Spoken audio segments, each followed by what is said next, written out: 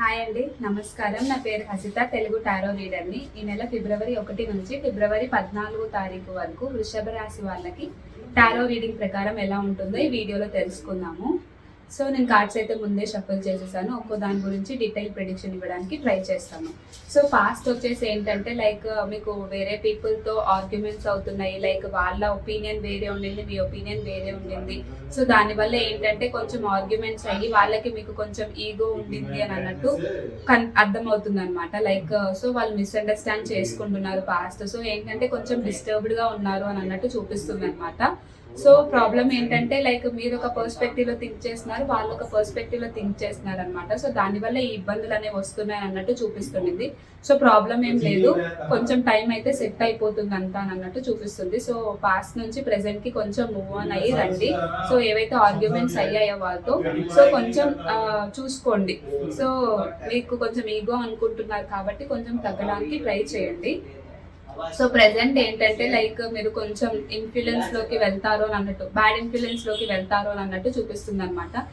మీ చుట్టూ ఉన్న పీపుల్లో పాజిటివ్ చెప్పే వాళ్ళు ఉన్నారు, నెగిటివ్ చెప్పే వాళ్ళు ఉన్నారు, ఒపీనియన్స్ చెప్పేటప్పుడు.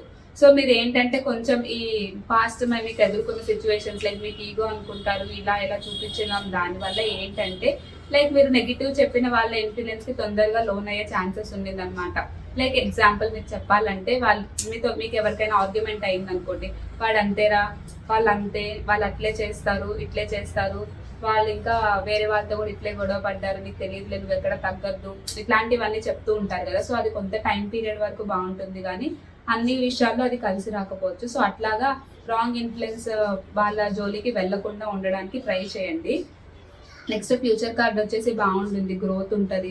మీ రిలేషన్షిప్లో అవ్వచ్చు, కెరియర్లో అవ్వచ్చు, మీకు ఏ విధంలో గ్రోత్ కావాలి అనుకుంటూ ఉంటుంది. బట్ ఇక్కడ ఏంటంటే నాకు మోస్ట్లీ కార్డ్స్ ఎలా చూపిస్తున్నాయంటే మీ లైఫ్లో ఉన్న లక్ ఫీమేల్ అని అంటారు కదా, ఫీమేల్ లక్. సో ఎవరన్నా ఫీమేల్ కెరియర్లో కానీ లైఫ్లో కానీ ఉంటారు కదా, సో వాళ్ళని ఎక్కువగా ఇన్వాల్వ్ చేయడమో లేకపోతే వాళ్ళ డిసిషన్స్ తీసుకోవడానికి వాళ్ళు చెప్పింది వినడానికి ట్రై చేయండి. సో అప్పుడు మీకు నెగిటివిటీ రాకుండా ఉంటుంది, లేదంటే నెగిటివ్ సిచ్యువేషన్స్లో పడకుండా ఉంటారు అని అన్నట్టు చూపిస్తుంది అనమాట. సో అలాగా మీరు వాళ్ళ మాట వింటే కనుక చాలా గ్రోత్ ఉంటుంది, బాగుంటుంది లైఫ్ అని చెప్పుకోవచ్చు. కెరియర్ పరంగా అవ్వచ్చు, రిలేషన్షిప్ పరంగా అవ్వచ్చు. సో ఇప్పుడు కెరియర్ పరంగా చూసుకుంటే ఏంటంటే మీకు చేయగలిగిన క్యాపబిలిటీ ఉండింది, కానీ కొన్ని సిచ్యువేషన్స్ వల్ల ఏంటంటే మీకు వచ్చే వర్క్ అనేది డిలే అవుతుంది. అన్ని విషయాలు డిలే అవుతుంది కెరియర్ పరంగా.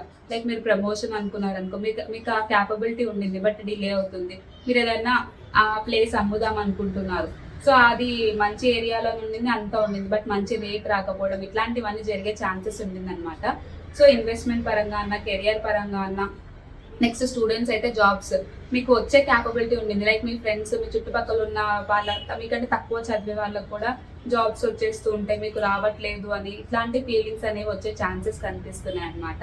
సో ఏంటంటే మీకు పాజిటివ్ రిజల్టే ఉంటుంది ఖచ్చితంగా. మీకు ఇంకా వాళ్ళకంటే బెటర్ జాబ్, వాళ్ళకంటే బెటర్ పొజిషన్ అన్నీ వస్తాయి. బట్ ఏంటంటే టైం పీరియడ్ కొంచెం బాగాలేకపోవడం వల్ల మీకు టైం డిలే అవుతుంది అంతే.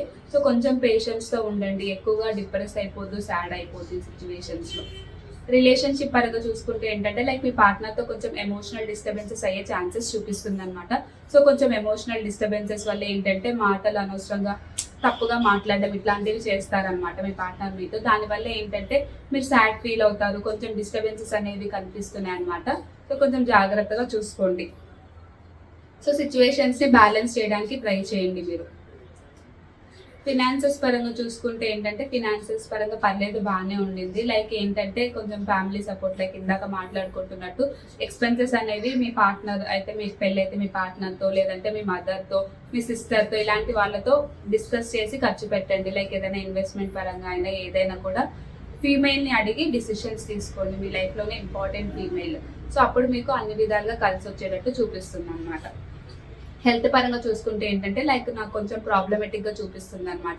సో ఆల్రెడీ ప్రాబ్లం ఉన్న వాళ్ళు అయితే ఆల్రెడీ డాక్టర్ని కన్సల్ట్ అయితే మెడికేషన్ కానీ ఏమైనా సరిగ్గా తీసుకోవట్లేదు, సో ఒక రొటీన్లో లేరు అని అన్నట్టు చూపిస్తుంది అనమాట. సో మెడికేషన్ సరిగ్గా తీసుకోండి, ఫిజికల్ ఎక్సర్సైజ్ వాకింగ్ ఇట్లాంటివి చేయండి పాసిబుల్ ఉన్నంత వరకు. ఇంకా ఎవరికైనా హెల్త్ ఇష్యూస్ అంటే ఇప్పుడిప్పుడే స్టార్ట్ అయ్యి చిన్నదే కదా అని నెగ్లెక్ట్ చేస్తున్న వాళ్ళు అయితే ఇమీడియట్గా ఒకసారి హాస్పిటల్కి వెళ్ళి చెకప్ చేసుకోండి. సో నాకు డాక్టర్ కార్డ్ వచ్చింది.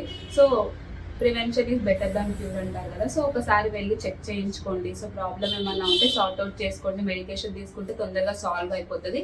బట్ డోంట్ నెగ్లెక్ట్ అండి. ఓవరాల్గా చూసుకుంటే ఏంటంటే కొన్ని సిచ్యువేషన్స్లో మీకు ట్రబుల్స్ ఏవైతే వచ్చాయో వాటి నుంచి దూరంగా వెళ్ళడానికి ట్రై చేయండి. సో సిచ్యువేషన్స్ బాగాలేదు, మీరు ఇంకా కొంచెం సాడ్గా ఫీల్ అవుతున్నారు, లైక్ కోల్పోతున్నారు లైఫ్ మీద, మీకు చూసుకుంటే కెరియర్లో కూడా అట్లే కదా, అన్నిటికీ క్యాపబుల్ అయినా మీ పరిస్థితులు బాగాలేకపోవడం వల్ల మీకు రాకపోతుంటే కనుక సో హోప్ కోల్పోతే ఒక చిన్న ట్రిప్కి వెళ్ళేసి రండి. లైక్ పెద్ద దూరం కాకపోయినా సోలో ట్రిప్, మిమ్మల్ని మీరు ఎక్స్ప్లోర్ చేసుకోవడానికి వెళ్ళండి.